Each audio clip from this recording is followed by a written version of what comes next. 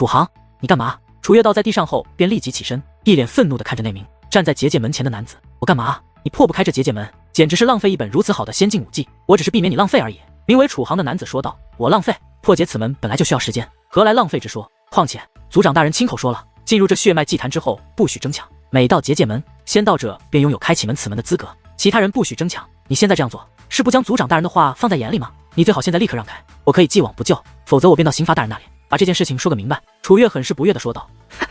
资格？其他人有资格，你楚月有资格吗？去告状？好啊，有根本事你就去告状。谁不知道刑罚堂的副堂主楚宣正法大人对楚风极为器重，而族长大人对楚风更是疼爱有加。可是你呢？当初为了一点利益，不惜背叛楚风，这件事全族都知道了。你觉得你这样的身份去告我的状，会有人理你？楚航冷笑着问道。楚月面色煞白，不知该如何回答。哼，楚月，你能有资格进入此处，已是族人对你网开一面。你需要明白，能够进入这里，靠的可都是楚风，而你对楚风做过什么，你自己不清楚吗？你居然还有脸进入此处！我要是你，我可没有脸进入这里。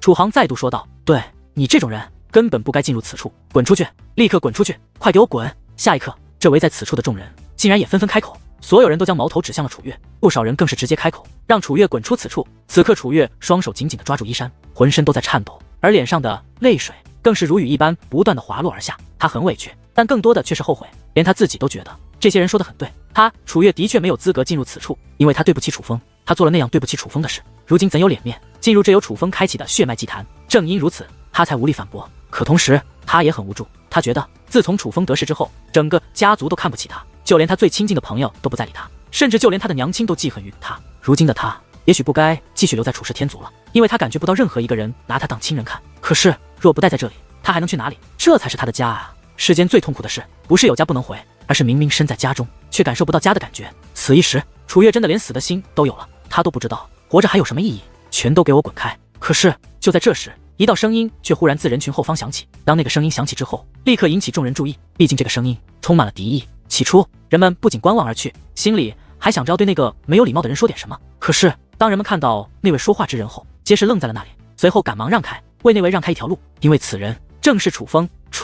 楚风弟弟，这个楚月简直太不是东西了，他就不该出现在此处。不过你用动气，这种不要脸色的货色，根本不用你开口，我们来替你唾弃他。楚航一脸殷勤地说道。我叫你滚开！可谁曾想，楚风却是剑眉倒竖，怒喝一声。这一声怒喝比雷鸣还要响亮，这血脉祭坛内的长廊都是剧烈一晃，而那楚航更是被吓得直接脚下一滑，摔在了地上，随后连话都不敢说，连滚带爬的跑掉了。此刻在场的其他人也都愣在了原地，他们都看得出来楚风动怒了，他们不明白楚风为何动怒，他们明明是在替楚风出气啊，可是他们却也不敢跑，因为害怕的不知所措，不知如何是好，只能如同傻子一般待在原地。楚风走到那结界门前，看了楚月一眼，说道。这门需要武力才可破之，但你修为不足，那我换一个。楚月说道。不必了，楚风说道。楚月愣在那里，不明白此话何意。就在这时，楚风忽然动了，五指握拳，猛然轰出，只听砰的一声巨响，那结界门便被轰成了粉碎。进去吧，楚风对楚月说道。说完此话，便继续向长廊深处前行。此刻，楚月简直不敢相信先前发生的一切，他之前那么对待楚风，那样辜负楚风对他的好，可是现在楚风再度见到他，不仅没有难为他，居然还帮助他。楚月没有进入结界门，而是看着楚风渐行渐远的背影，他想说什么，可却又不敢说什么，因为他觉得他没有资格，连与楚风说话的资格都没有。可是他却又想要道谢。楚风弟弟，终于楚月鼓足勇气，还是开口了。怎么了？楚风止步，回头问道。谢谢你。楚月用那颤抖的声音说道。可是听得此话，楚风却是淡淡一笑，说道。楚月姐，和我还客气什么？话罢，楚风便继续转身。可是忽然，楚风又止住了步伐，回头看向众人，目光竟变得凌厉起来。你们听好了，楚月乃是我楚风的姐姐，你们若有人再敢欺负于她，可别怪我楚风不客气。说完此话，楚风又看向楚月温柔一笑，随后便再度转身向长廊深处行去。楚风走得很快，眨眼间便消失了，而围在此处的众人在楚风走远后便赶忙散去，唯有楚月还站在原地，他的身体还在颤抖，颤抖得比先前被欺负的时候还要强烈，他的脸上依旧挂满泪水，那泪水比先前被欺负的时候还要多了不少，甚至就连他哭泣的模样也比先前被欺负的时候还要难看。只是他此刻哭的却并不是被欺负之后的委屈，而是被楚风原谅后的喜悦。楚风一路深入，很快便来到了走廊的尽头，走廊的尽头却是另外一条路，这条路的下方乃是万丈深渊，那深渊看不到底，却能感受到危险的气息，就宛如那深渊之中藏着厉鬼，藏着恶魔，藏着不可战胜的魔物。可相比于那万丈深渊，那道路却更令人惊恐。这条道路竟是由雷电汇集而成，9色雷电如同无数条雷龙相互交织缠绕，它们发出雷鸣的咆哮，同时也散发着不可冒犯的威严和无与伦比的气息。寻常人莫说是从那上边走，连靠近都是不敢。可楚风此刻却已然走到了这条路的尽头，眼下楚风的身后也是跟着不少楚氏天族的小辈，他们都想亲眼看看楚风是如何通过这条道路的。楚风并未直接动身，而是随手捡起一块石头，随后对着深渊的上方丢了过去。楚风的力道很足，按理来说这石头应该直接丢到这对面，可是石头刚刚脱手，竟然笔直的坠落而下，落入了那深渊之中，竟有吸力。楚风眉头微微一皱，他此刻明白，想御空而行，直接飞过去怕是不行了，因为那深渊之中有吸力，可直接将它吸入其中，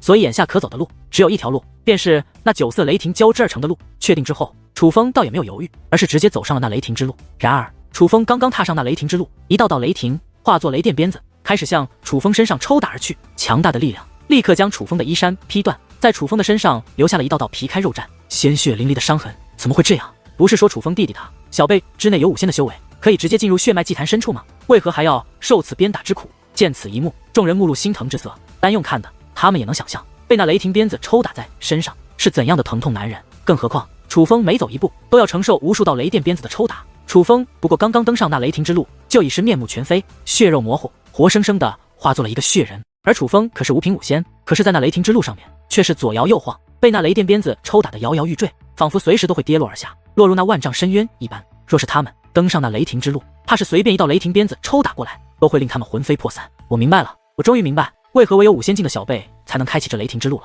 忽然人群中传来一道声音，定目一看，这个人竟是楚桓宇。不仅楚桓宇在，就连楚浩言也在。他们并没有第一时间去破解结界门，因为相比于此处的技法，他们更关心楚风，所以一直在这尽头处等待着楚风，想要亲眼看着楚风离开这长廊，走向那血脉祭坛深处。楚桓宇，你是发现了什么吗？听得楚桓宇的话后，楚浩言很是关切地问道。因为这血脉祭坛之内有2个限制，首先进入血脉祭坛唯有小辈可以，所以哪怕血脉祭坛开启，也只有我等小辈可以进来。其次，那第2个限制便是这雷霆之路，想要通过那雷霆之路，就必须承受鞭打之苦。可是想要承受这鞭打之苦，至少也要有5仙境的修为才行，否则灵魂与肉身皆是承受不住那雷霆之鞭的力量。楚桓宇说道。这么说来，楚风他岂不是要一直承受那鞭打的痛苦？听得此话，楚浩言脸上的担忧之色不由得变得越来越浓。怕是如此，若是过了，便可进入真正的血脉祭坛，去领悟那常人所领悟不到的东西。若是承受不住那鞭打之苦，步行跌落万丈深渊，怕也将是万劫不复。楚桓宇说此话的时候，神色已是非常凝重，眼中充满了对楚风的担忧。事到如今，他们对楚风不仅对楚风的态度发生了极大的转变，对楚风也是愈发了解。他们知道楚风就是一个奇迹之子，他可以做到其他人所做不到的事情。可哪怕知道楚风不同寻常，可他们也会担心，当他们离开楚氏天族，在祖武修行界见到了那些比楚氏天族强大的家族与势力后，才真正的意识到自己的渺小。他们知道，莫说没有楚氏天族这个庇护伞，就算有楚氏天族这个庇护伞，可他们在祖武星域来说也是非常的弱小，他们无力去改变这一切。可是楚风却可以，所以他们之所以能够放下心中的仇恨，对楚风发生了如此大的改变，不仅仅是楚风帮助了他们，更多的是他们认识到唯有楚风可以去改变楚氏天族的未来，所以他们才如此担心。他们也害怕楚风失败。楚风若失败，那可不仅仅是楚风的失败，也将是楚氏天族的失败。此刻所有人的目光都凝望着楚风，看着那血肉模糊，在雷霆之路上被那雷霆鞭子抽打的左右摇晃，却还在稳步前行的楚风，所有人的心中都开始变得很不是滋味。其实倒也不乏有人希望楚风失败，那可能源于嫉妒楚风的优秀，但至少大部分人还是希望成功的。他们大部分人都希望楚风能够熬过去，走过那雷霆之路。众人注视之下，楚风的一举一动皆在众人眼中。可是忽然，楚风竟然凭空消失了，并没有跌落那万丈深渊，却也不在雷霆之路上，更不曾回到这长廊之中，就那样凭空不见。见此一幕，楚桓宇与楚浩言四目相望，同时说道：莫非楚风已经进入了真正的祭坛之中？他们猜对了，楚风的确已经进入那血脉祭坛，只是这血脉祭坛与楚风想象的却是有些不同。楚风此刻站在一个圆形石盘之上，这石盘很是古老，却又很是精致，一看就非凡物，但它却很小，只能容纳楚风一个人，并且这石盘飘在虚空之上，四下观望，竟是漫天的星辰。而那石盘的下方，除了一望无际的黑暗，竟也是那光芒闪烁的星辰。这并非虚空，而是星空。楚风此刻身在浩瀚星空之中，猛然间，天空之上传来了一声巨响，那是怒吼，那是咆哮。当那声音响起的同时，耀眼的光华也是自头顶倾洒而下，宛如一轮明日降临一般。同时，还有那威势滔天却又充满毁灭的气息。楚风抬头观望，只见一只庞然大物以遮天之势从天而降，那是一只雷霆巨兽，它充满威严之气，宛如神邸一般不可侵犯，仿佛它就是这世间的主宰，是唯一的王。此刻，楚风心跳不由加快，向来沉稳的他，此刻也是满面紧张。在这样的存在面前，楚风只有一种感觉，渺小，那种无力感就像是一片枯叶，面对滔天巨浪，他没有丝毫反抗之力，只能随波逐流，或是被那巨浪拍得粉碎。紧接着，又有一声怒吼，在楚风的左侧，竟又有一只雷霆巨兽出现，其气势与楚风头顶的那一只竟是不分上下。在此之后，刺耳的咆哮声在楚风的四面八方不断传来，竟依次有9只雷霆巨兽凭空而现。这9只雷霆巨兽出现后，这方星空黑暗尽散，取而代之的是9种颜色的光辉。9只雷霆巨兽距离楚风越来越近，可却没有加害楚风之意，只是围绕着楚风盘旋。而此刻，楚风只感觉自己丹田之内、灵魂深处那盘旋的9只雷霆巨兽竟有了从未有过的变化。仔细感应，楚风体内的9只雷霆巨兽竟不再沉睡，而是如同此刻楚风周围的9只雷霆巨兽一般，围绕着某样东西盘旋而动。莫非此刻我周围的这9只雷霆巨兽便是我体内的血脉之力？楚风有了这个想法之后，便用心去感应体内那血脉之力，以及此刻周身这9只雷霆巨兽的变化。越是对比，越是发现二者竟是如出一辙。此刻楚风已经确定自己的猜测绝对不是妄想，而是正确的。此刻盘旋在周身这具有毁灭性力量的9只雷霆巨兽，其实就是自己的血脉之力，只是眼下这9只雷霆巨兽的强大力量却毫无保留地展现在了楚风的身前，这便是天级血脉真正的力量。都说天赐神体的力量是不可估量的，能够发挥多少，全看持有者自身的天赋。看来天级血脉也是如此。此刻楚风满面喜悦，因为不仅天级血脉的力量毫无保留地展现在了楚风的面前，那其中的关联也是毫无保留地展现在了楚风的面前。这9只雷霆巨兽的身上竟藏着修武之道，楚风若专心顿悟，定可领悟。而这修武之道之强，楚风若是能够领悟，修为定然会连续突破。可是楚风却并没有立刻领悟，因为隐隐间楚风感受到了更奇妙、更不可估量的东西，那便是操纵这9只雷霆巨兽的方法。也就是说，若是掌握了这种方法，楚风便可操纵9只雷霆巨兽真正的力量，楚风将发挥出天级血脉真正的力量。但是想要领悟这操纵9只雷霆巨兽的方法，可比顿悟那修武之道要难得多。凭借楚风的天赋，顿悟修武之道定有收获。可若去顿悟那操纵9只雷霆巨兽的方法，若成功也只是领悟1、2，不可能彻底掌控；若失败，怕将功亏一篑，白跑这一趟了。二选其一，无疑选择修武之道更好。但楚氏天族族长却提醒过楚风，若能顿悟到血脉之力的力量，定要去选择领悟血脉之力的力量。此时楚风面临着极难的抉择，爷爷与父亲定然是选择了血脉之力吧。既然爷爷与父亲可以，那我楚风又有何不可？定了，就这样定了。哪怕领悟等之力量堪比登天，但我楚风今日却也要尝试着去掌控等。楚风扫视了一眼那围绕在周身的9只雷霆巨兽，嘴角扬起了一抹淡淡的笑意。随后楚风便盘膝而坐，闭上了双眼。他已经做了决定，他已经放弃那提升修为的机会，要去掌控那9只雷霆巨兽的力量，掌控血脉之力真正的力量。而能顿悟多少，不看天意，而看楚风自己。距离楚风开启血脉祭坛已经过去了足足11个时辰，那些进入血脉祭坛的小辈们，除了楚风之外，都已经出来了。除非进入血脉祭坛深处，否则他们无法长时间在血脉祭坛内逗留。至于能够逗留多久，其实与他们个人的天赋有关。天赋弱的，可能1个时辰便被血脉祭坛的力量强行传送而出；哪怕天赋最强的，如同楚浩言和楚环宇这种，也是在第5个时辰便被强行传送而出。可是哪怕如楚风那般能够进入血脉祭坛深处，却也有时间限制。这个时间限制乃是12个时辰，过了12个时辰，楚风也将被强制性的传送而出。而再过1炷香的时间，第12个时辰便到了。此刻所有人都在等待着那一刻的到来。当楚风自血脉祭坛走出，当血脉祭坛关闭之后，那8座血脉修炼阵将有可能被激活。当然以楚风的天赋，大家都坚信楚风肯定能够成功激活血脉修炼阵，只是唯一无法预料的是楚风到底能够激活其中几座而已。可不管是几座，这都将代表着楚风天赋的强弱。白龙兄，我可是很少见你这般紧张，你是不是怕了？若是怕了的话，我可以当做你什么都没说过。星辰圣僧笑眯眯地看向白龙魔道士，话语之中有着几分戏谑之意。哼，怕？我白龙什么的人生里就没有怕这个字。星辰兄，你可是看好了，这浮尘就在我的手里，只要那楚风能激活4座血脉修炼阵，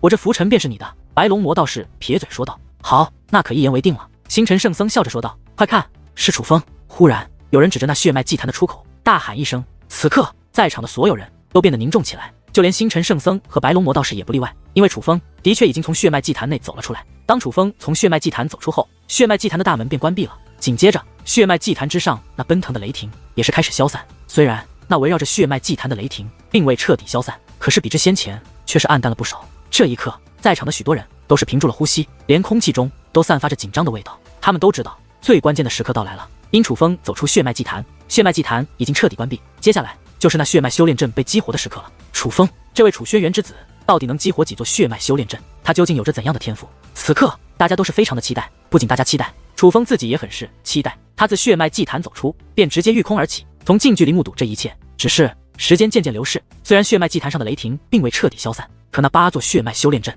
却也没有一丝反应。起初人们还觉得激活8座血脉阵本身就需要一些时间，可是在众人焦急的等待下，已经过去了1炷香的时间了，那8座血脉修炼阵却依旧没有一丝反应。我说楚兄啊，这正常来说激活血脉修炼阵需要多久时间？不耐烦之下，白龙魔道士对处世天族族长问道：“以往的情况，当开启血脉祭坛的人走出血脉祭坛后，被激活的血脉修炼阵便会立刻有反应才是。”处世天族族长说道：“那楚风这情况？”白龙魔道士问了问。楚风这情况似是和以往有些不同。处世天族族长说道：“不同。我说楚兄，你可就别安慰那楚风了，这显然是楚风一无所获，连一座血脉修炼阵都没有激活啊！”白龙魔道士忽然大笑起来：“什么？楚风竟然连一座血脉修炼阵都没有激活吗？”而他此话一出，原本安静的人群之中顿时变得喧闹起来，所有人都议论纷纷。难不成楚风真的连一座血脉修炼阵都没有激活吗？可是这不应该啊！莫说楚风的爷爷和楚风的父亲，要知道，就算是楚轩正法，当年也激活了一座血脉修炼阵啊！难道说楚风连楚轩正法都是不如，绝代天才的后人，此代小辈中的最强者，竟已是如此的不堪？他们这一代与上一代的差距，就当真如此之大吗？但是楚风可是登上过天雷台的人啊！星辰兄，看来我这浮尘你是拿不到了。不过你也别怪我呀，实在是这楚轩辕之子不争气啊！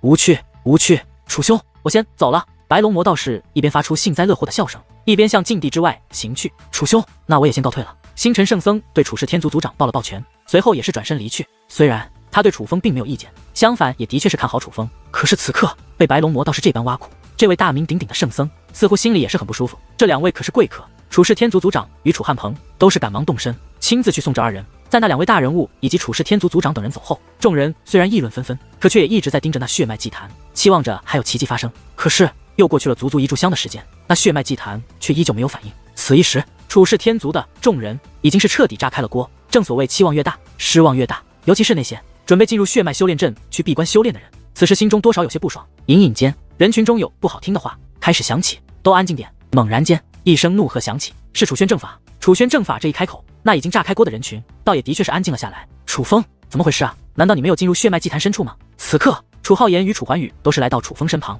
关切地问道：“进入了。”楚风说道。听得楚风这样说，楚环宇和楚浩言也不知道该说什么了。楚风，你是不是顿悟到了血脉之力，从而放弃了去顿悟修武之道？在楚浩言与楚环宇身后，又有一道声音响起：“竟是楚轩正法。”回前辈，我是选择了血脉之力。楚风如实说道：“傻孩子，这血脉祭坛一生只能入一次，你怎可如此冒险啊？”楚轩正法既无奈，又替楚风感到可惜。副堂主大人，血脉之力与修武之道是怎么回事？楚环宇好奇地问道。进入血脉祭坛，天赋差的只能顿悟到修武之道，而天赋好的除了修武之道外，却还可顿悟到血脉之力。血脉祭坛内的修武之道非常之强，若是顿悟，定然会让修为突飞猛进。而以楚风的天赋，顿悟修武之道定会收获极大。可是血脉之力，若是顿悟，虽可提升对血脉之力的掌控，可顿悟起来却是极难。楚轩正法解释道：“竟是这样。”此刻，楚环宇与楚浩言与在场之人都明白了，为何楚风他连一座血脉修炼阵都没有激活。原来并不是他天赋不够，而是他选择失误了。其实，楚轩正法当众将这件事说出来，也是为了给楚风一个台阶下。他想让大家明白，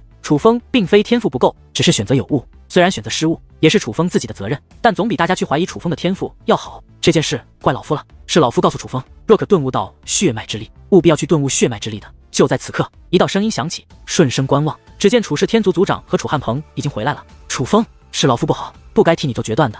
楚世天族族长一脸的惭愧与自责，他觉得会有眼前的局面，都怪他当初的提醒。前辈，怎能怪您？这明明也是我自己的选择，与您无关的。本来我就想去感受一下血脉之力真正的力量，只是奈何我实在资质有限，所顿悟的太过浅薄，只能怪我自己本事不够。楚风并无责怪楚世天族族长之意，族长乃是好心提醒，他也没有怪族长大人的理由。只是楚风此刻状态却也不太好，楚风有些失望，是对自己失望。他想着，就算不能如其爷爷与其父亲一般激活7座血脉修炼阵，但好歹激活5座或者6座应该也是可以的。其实，在刚走出血脉祭坛的时候，楚风仍然有着这种自信。虽然顿悟血脉之力的操控之法是如此的难，想要全部掌握几乎是不可能的事，但是楚风还是有所收获的。可他却未曾想到，他明明已经有所收获，却连一座血脉修炼阵都未曾激活。此刻，楚风才意识到那血脉之力的难度，看来他所顿悟的不过是皮毛而已，否则就不会有此刻的难堪了。楚风这件事，楚世天族族长还想解释，他是想往自己身上揽责任，他不想让楚风有心理负担。血脉祭坛已经关闭，禁地不可久留，所有族人立刻离开禁地。可就在此刻，楚汉鹏严厉的声音却是忽然响起，他其实是想解围。此刻族长大人真情流露，满面自责，一心想把责任揽在自己头上。可他终究是楚世天族的族长，是楚世天族的首领，身为首领，当着众族人面向一个小辈认错，实在是有失体面。所以楚汉鹏必须阻止。楚汉鹏此话一出，众人也是纷纷散去，就连楚风也是离开了。此处剩下的皆是位高权重、身份超然、有在禁地修炼资格的人。有什么话你去与楚风私下说吧，在族人面前这太不妥当了。不管怎么说，楚风都是一个小辈，你怎能当着大家的面，尤其是那些后辈的面，向楚风认错呢？楚汉鹏对楚氏天族族长说道，话语之中并未掩饰责怪之意。可是楚氏天族族长却只是叹息一声，随后身形一动便消失了。在场的人都知道，他应该是去寻楚风了。对于这件事，楚氏天族族长是真的很惭愧，真的很自责。其实这件事也不能怪族长大人，只能说楚风的天赋还是不够啊。算了，事已至此，再说其他也是无用，都散了吧。在此之后，其他人在叹息一声之后，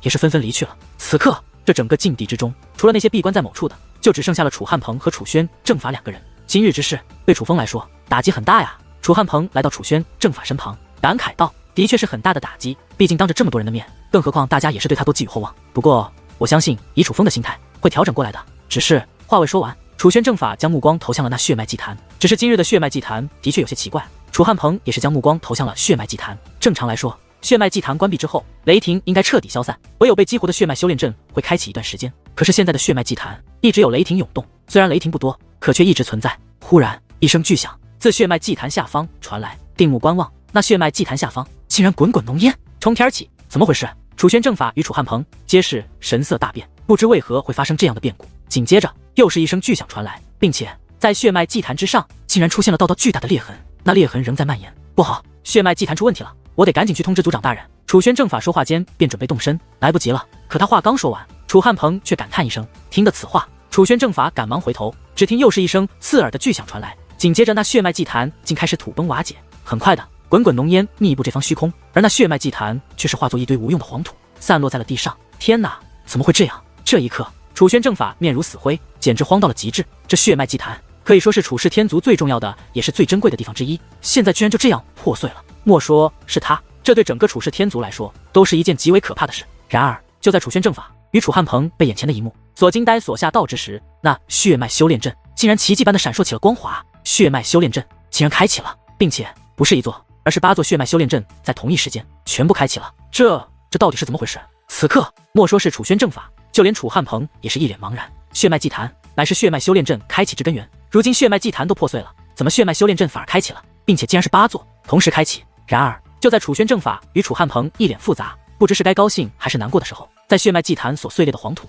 竟然闪烁起光华，并且向虚空倒飞而去。眨眼间，那闪烁着黄土的光华便在虚空之上凝聚成了几个巨大的字体，立于虚空之上。血脉顿悟时，祭坛废弃日，8阵永开。血脉顿悟时，祭坛废弃日，8阵永开。望着那立于虚空之上的大字，楚轩正法神色凝重，情绪激动。莫说是他，就连楚汉鹏也是如此。这几个字的含义，他们都明白。正因为明白，他们才会如此激动。甚至如他们这样的人物，此刻竟然激动的连身体都在颤抖，想冷静都冷静不下来。看来我们是错怪楚风了，是我们错怪了楚风。楚风他并非天赋不足，相反他的天赋简直是前无古人，是前无古人啊！楚轩正法兴奋异常，竟在这禁地之内激动的大喊起来，就仿佛他压抑的情绪终于在此刻得以宣泄。楚风并非天赋不足，反之，他的天赋已是超越所有。此子不可估量，不可估量啊！就连楚汉鹏这位向来沉稳冷漠的太上长老，此刻是一脸惊容，感叹起来：“我要将此事告知族长大人。”楚轩正法说话间便立即转身去寻楚风与族长大人去了。此时楚风已经回到了自己的宫殿内，他的思绪很是低落，刚进入宫殿便坐在了椅子上。楚风很少这般，但今日他却这般了。父亲、爷爷，那是楚风最尊敬也是最崇拜的人。楚风自认为超越他们很难，可若说不想超越，那其实也是假的。虽然在天雷台上，楚风已经证明了自己的天赋，可是这次居然一座血脉修炼阵都没激活，这让楚风很难过。难道自己的悟性真就这么差，与自己的父亲和爷爷差了这么多？想到这里，楚风的双拳不由握紧。他此次在血脉修炼阵内，明明也是有所收获，就连那血脉之力的操纵之法，楚风也是悟得一些。虽然他所领悟的只是一点皮毛，可终究也是领悟了呀。难道他和父亲与爷爷的差距真的就这么大？若是如此，那他拿什么去追逐父亲，又拿什么去救出母亲？连他父亲都做不到的事，他可以做到吗？楚风向来是一个自信之人，可今日他对自己产生了怀疑，是非常严重的怀疑。尤其是当外面的声音不断的响起，楚风的心中更不是滋味。这楚风真是令人失望透顶，和他父亲差太多了，真是气死老子了！白白等了一天，还以为终于有机会再度进入血脉修炼阵内修炼了，谁曾想这楚风如此没用，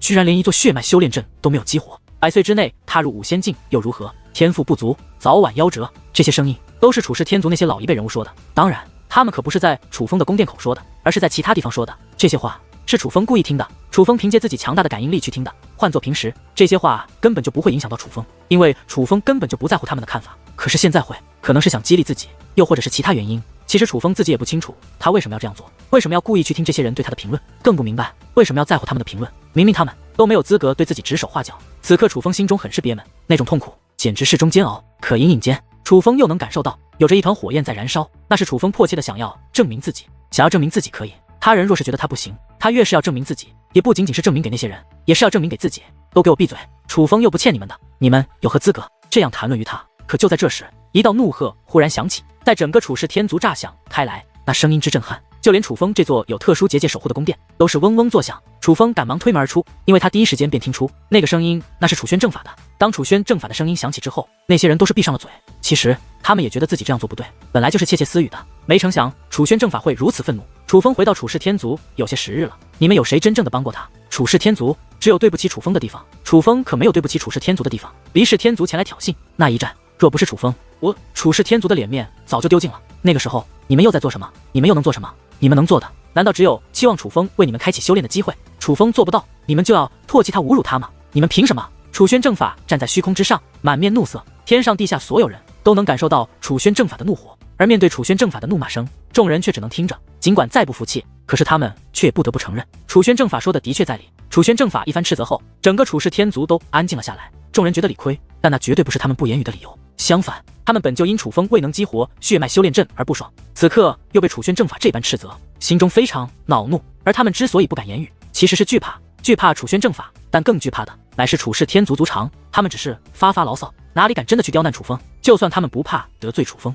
可他们也怕得罪楚氏天族的族长啊！楚轩正法，你这样说，可未免就强人所难了吧？可在此等时刻，一道苍老的声音却是忽然响起，定身观望。就连楚轩正法也是神色一动，而那些先前发牢骚的人，则是面露喜色。这说话的乃是一位老者，可他却不是寻常的老者，此人名为楚汉卿，不仅与楚氏天族族长楚汉仙以及楚汉鹏等人是同辈，他也是楚氏天族的太上长老之一。当年将楚轩辕和楚风驱逐出楚氏天族，他也可谓出力不小。之前一直闭关，在楚风前往祖武修行界后才出关。得知楚风的事情后，他也深知楚风如今今非昔比，所以并未做过针对楚风之事。可他对楚风实则非常的反感，并且他对楚风的反感人尽皆知。正因如此，当楚汉卿出现之后，那些先前被楚轩正法训斥的人，嘴角才洋溢起了小人得志的弧度。因为此刻的他们已是有了依仗。太上大人，你这话是何意？难不成您觉得身为长辈这样去说一个小辈并无不妥？面对这位太上长老，楚轩正法也毫无惧色，反而眼中怒色更浓。就事论事而已，有何不可？谁都没有说过楚风当日击败离氏天族小辈有何不对。反之，他为家族做出的贡献，大家解释铭记于心。可他没有激活血脉修炼阵也是事实，天赋有限更是事实。怎么天赋不行还不许人说了不成？这位太上长老不以为然地撇了撇嘴，就仿佛他在做一件非常正确的事情一般。汉卿，楚风的天赋若是不行，那你倒是说说，当今我楚氏天族有谁的天赋要在楚风之上？又有谁能够登场天雷台的第10重？又有一道声音炸响，当这道声音炸响之后，就连那楚汉卿那傲慢的面容也是立刻收敛了不少。因为此刻开口的乃是楚氏天族的族长。族长大人，楚风的天赋自然是出众的，可是他的身份也不同啊，他可是楚汉仙的孙儿，族人对他的评判标准高也是正常吧。况且登上天雷台第10重虽是事实，可他未能激活血脉修炼阵也是事实。综合来看，楚风的天赋的确远不如他的爷爷，这更是事实。面对楚氏天族族长，这楚汉卿也并未退缩，竟也反驳起来：事实？哼，你就知道楚风未曾激活血脉修炼阵。楚轩正法冷哼道：大家都亲眼看到了，这还需多说什么吗？楚汉卿露出了不屑之色：你们看到的是不是事实？此刻随我去禁地再看一番，自然知晓。楚轩正法说道：你让我去看我就去看，你以为你是谁？楚轩正法，就算你父亲在这里，也不敢用这个态度与我说话。你只是刑罚堂父堂主，而老夫乃是楚氏天族太上长老，你可不要忘记你的身份。楚汉卿冷哼道。面对如此蛮不讲理的楚汉卿，楚轩正法并未与其纠缠，而是对着楚氏天族族长抱拳施礼道：族长大人，血脉祭坛发生巨大变故，请您下令命全族之人再入禁地。巨大变故，正法究竟发生何事？此刻楚氏天族族长的目光变得凝重起来，毕竟事关血脉祭坛，他不得不重视。血脉祭坛消失了。楚轩正法说道：什么？听得此话，莫说楚氏天族族长，在场的所有人都是神经一紧，随后露出了惊慌失措又难以置信的神色。血脉祭坛消失了，这是真的？忽然一道劲风吹过，楚氏天族族长便凭空消失了。紧接着楚汉卿以及在场的诸位长老级别的人都是身形一动，消失在此处。见此一幕，这楚氏天族的众人纷纷拔空而起，因为他们都知道族长大人和楚汉卿等人去了哪里，定然是去了禁地。而眼下不明真相的众人也要前往禁地去一探究竟。血脉祭坛消失了，然而在众人动身之际，站在宫殿门口的楚风却是有些愣神。这个消息让他很是吃惊。楚风，恭喜你了！可就在楚风愣神的功夫，一道身影却落在楚风面前，此人正是楚轩正法。恭喜我，前辈我何喜之有？楚风一脸茫然地看着楚轩正法，去境地看看，你便知道了。楚轩正法笑着说道：“血脉祭坛真的消失了？”楚风问道：“的确消失了。”楚轩正法说道：“为何祭坛消失了？您脸上没有忧色，反而恭喜于我。”楚风觉得很不对劲。正常来说，血脉祭坛若真的消失，楚轩正法本该难过才是，怎么可能还笑得出来？哈哈！听楚风这样一说，楚轩正法脸上的笑容更浓了。去境地看看，你便知道了。楚轩正法说话间，大袖一挥，下一刻，楚风与楚轩正法便同时消失在了此处。楚轩正法速度太快，楚风周围一阵模糊。当他稳住身形之际，已是身处禁地之中。而在这禁地之中，除了楚轩正法外，楚汉鹏也在。当然，那最先动身的楚氏天族族长以及楚汉卿等人也都已经来到了此处。只是此刻在场的这些人，无一不是满面震惊地看着眼前的一切，就连楚风自己也是被眼前的一幕所惊住了。没过多久，楚氏天族的众人便依次抵达此处。天哪，我没看错吧？这到底是怎么回事？这该不会是做梦吧？而无一例外，当人们看到眼前的一切后，皆是满面震惊，一脸的难以置信。所有人都被眼前的一幕所震慑住了。开启的8座血脉修炼阵，再加上那竖立于虚空之上的字体，楚氏天族众族人终于知道为何楚轩正法会说出那番话。的确，血脉祭坛毁了，可是换来的却是永远开启的8座血脉修炼阵。此刻，众人不由自主的开始在人群中寻找楚风的身影。当寻到楚风之后，人们反而不敢正视楚风，因为他们心有惭愧。8阵涌开，8阵涌开！我楚氏天族族人楚风今日破了大人之阵，激活8座血脉修炼阵，使得8阵涌开。普天之下，还有谁敢质疑楚风之天赋？楚氏天族族长仰天长啸，声音之中不仅满是喜悦，更是充满豪壮之气。狂喜！此刻的他乃是狂喜，因为楚风做到了连楚汉仙和楚轩辕都做不到的事。楚风乃我族之福也，乃我族之福也。此刻的楚氏天族族长当真是欣喜若狂，他很少这般失态，可今日他不顾及族人看法，他只想尽情地释放自己的情绪。楚氏天族族长踏空而行，来到楚风身前。楚风，我为你准备一礼，今日正是将它送于你。话罢，楚氏天族族长自怀中取出一物，递到了楚风身前。看到此物，全场之人皆是神色一动，眼中涌现出了一抹浓浓的金色。族长手中之物乃是一块令牌，这令以金色不灭钢所铸，此等钢材极为稀少，乃是制造仙兵的上等材料。这令牌由此等材料制成，已是证明了它的价值连城。但能让楚轩正法、楚汉鹏、楚汉卿等楚氏天族的大人物目露金色，可绝对不是因为这令牌的材料。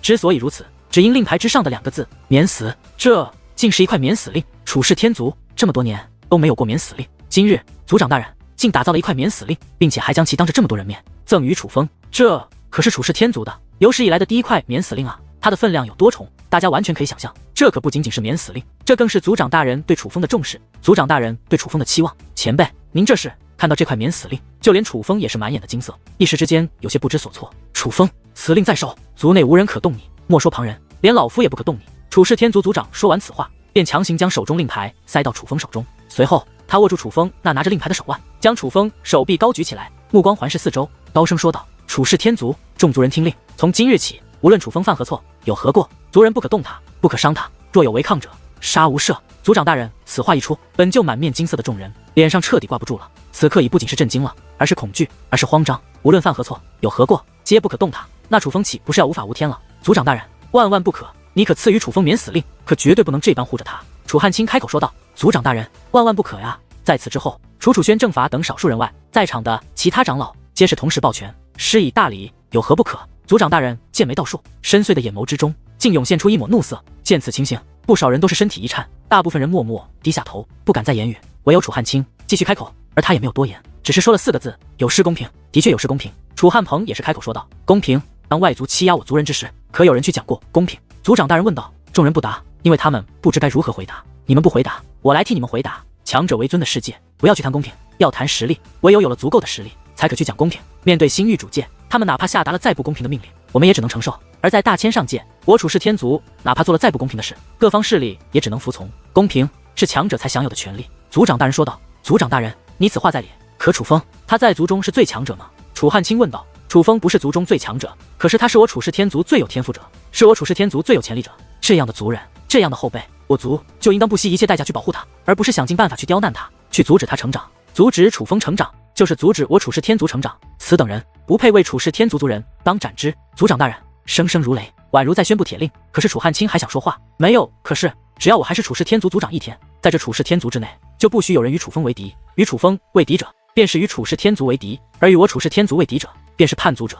族长大人话到此处，看向楚轩正法，问道：“楚轩正法，叛族者该当如何处置？”回族长大人，叛族者当诛之。楚轩正法抱拳说道：“你们听清楚了吗？族长大人高声问道。回族长大人，我等听清楚了。在场族人除楚汉鹏和楚汉卿外，皆是齐声回道。他们心里都明白，从今日起，楚氏天族任何人都可得罪，但唯有楚风不可，因为族长大人已经铁了心，是要护着楚风。楚风的免死令之事，众人内心虽有波澜，可在楚氏天族族长的态度下，人们就算心有不爽，倒也没有人敢继续说什么。毕竟他们心中也知道，楚风天赋异禀，如今开启8座血脉修炼阵，做出从未有人做出之事，此乃大功一件。楚风有享受免死令的待遇，但正常的免死令只可免死一次，并且就算可免死，可若犯了天大的过错，也要遭受刑罚。然族长大人之意，楚风之生死其实与免死令无关。不管免死令在不在，楚风从今以后在楚氏天族之内都是不死之身。莫说他犯下过错可免死，就连他犯下过错都不可罚。这样的庇护的确太过溺爱，此等溺爱旁人都看得出，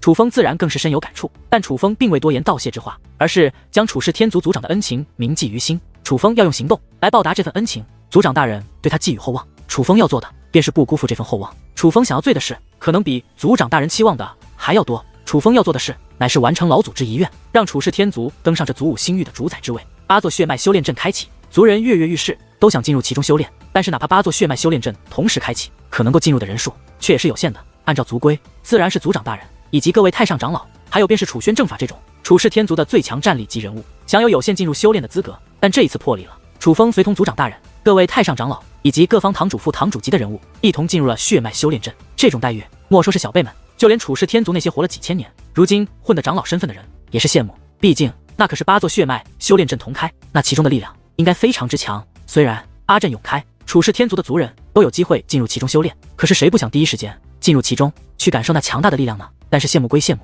可也没人说什么。毕竟那8座血脉修炼阵可是楚风开启的，莫说他们，就连族长大人和那些太上长老能有机会进入其中修炼，也都是托了楚风的福啊。只是楚风进入血脉修炼阵没有多久，他便出来了。他之所以出来，是因为楚风发现8座血脉修炼阵同时开启，阵法内力量的确增强了不少，只是对楚风反而帮助不大。因为如今的血脉修炼阵内，修武之道不仅很是复杂，天地能量竟也是尊级武力。也就是说，现在的8座血脉修炼阵可以对尊者境的修武者有着很大的帮助。如族长大人、楚汉鹏、楚汉卿、楚宣正法等这些楚氏天族的最强战力们，在这8座血脉修炼阵内修炼将会有奇效。要知道，修武一途，境界越高，想要突破的难度便越大。这8座血脉修炼阵竟然对尊者境有着奇效，此等修炼之地，简直就是修炼圣地。若是传出去，怕是会有强大的家族来抢来夺，甚至星域主界都可能想要占为己有。但是凡事都有两面性，有利就有弊。血脉修炼阵虽然对尊者境有奇效，可是对尊者境以下者则是帮助不大了。这就是楚风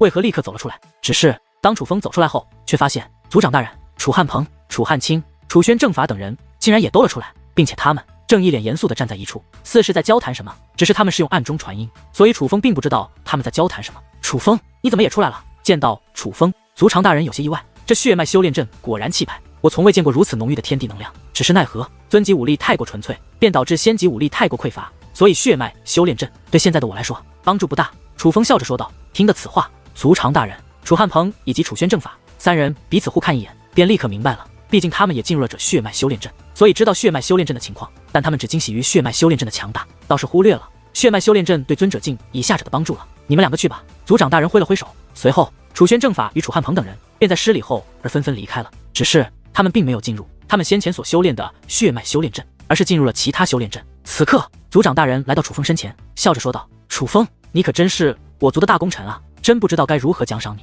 前辈过奖了，楚风只是做了我应该做的事，至于奖赏，前辈已是赐我免死之身，天下间哪里还有比这更好的奖赏？楚风笑着说道：我族若不护你，还当护谁？所以那不是赏赐，而是我族该为你做的。族长大人说道。听得此话，楚风心中暖意涌动，族长大人对他当真如亲人一般，这可不是装的，而是真心实意的待楚风好。前辈，血脉修炼阵对目前的我来说无用，但我在血脉祭坛内却领悟到了一些关于血脉之力的运用。只是血脉之力很难掌控，之前我也从未真正的去掌控这力量，若有反噬，怕是不堪设想。所以我想向前辈申请一处好的修炼之所。楚风说道。好，随我来吧。族长大人说话间便踏空而行，向近的深处行去。见状，楚风也是赶忙御空而起，紧随其后。前辈，有一事晚辈想说。途中，楚风说道。楚风，你我独处之事，不必拘礼，想说什么便说什么。族长大人说道，态度非常随和，不像族长，更像疼爱楚风的长辈。如今的血脉修炼阵对尊者境有奇效，但尊者境之下效果甚微，我觉得就不必对尊者境以下者开放了，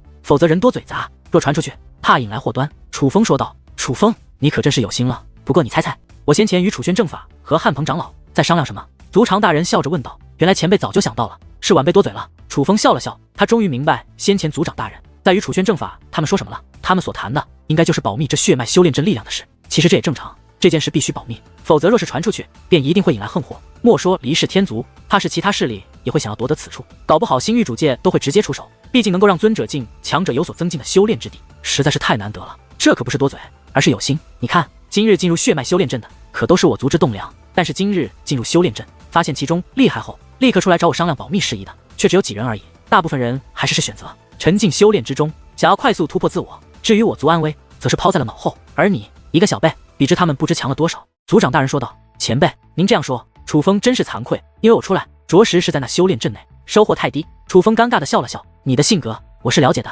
就算你在其中有收获，你也应该会出来说起此事。族长大人说道。此刻楚风不知该如何回答，只是又笑了笑，因为他也不知道若是在其中有收获，自己会不会立刻出来讨论这血脉修炼阵的厉害。可能会，也可能不会，未发生的事谁知道呢？族长大人看似于虚空之上闲庭信步，实则速度很快，而楚风也受其力量牵引。二者闲聊之间，他们就来到了一座山峰之上。山峰如剑，立于大地，穿过云端。山峰之巅面积不大，却有着一座宫殿，宫门上方挂有牌匾，牌匾之上赫然写着至尊炼祭殿5个字。殿门推开，豁然开朗，殿门内另有乾坤，地面上是白色的石头，那石头看似无常，可却连绵数万里，一眼望去无边无际，大地皆实，头顶苍天。身在此处，心旷神怡。此处的确是少见的闭关之所，此处乃我闭关所用之地，族中除我之外，其他人都不可用。但是从今以后，你是例外。族长大人说道。前辈，这怕是使不得。楚风受宠若惊。好了，一个修炼之地罢了，若真能让族人突飞猛进，我可将此处交给任何人来修炼。只是奈何族中没有这种人，当然你要除外。族长大人笑着说道，眼眸之中尽是溺爱与期待。听得此话，楚风本来还想谦虚几句，可谁曾想族长大人却催促起来。楚风可不是不知好歹的人，族长大人诚意至此，他也是不再推脱，而是盘膝坐下，紧闭双眼。楚风要做的事可是一件非同小可的事，他要沟通自己体内的9指雷霆巨兽，让那雷霆巨兽为自己所用。楚风这一尝试便是1个时辰。1个时辰之后，楚风终于睁开了眼眸。此刻的他脸色苍白，大汗连连，明明只是盘歇而做1个时辰，却像是经历了一场恶战一般，竟很是虚弱。最重要的是，楚风此刻眼眸之中有着一抹失望，那是对自己的失望。之所以如此，乃是此次修炼结果并不乐观。楚风明明在血脉祭坛内有所收获，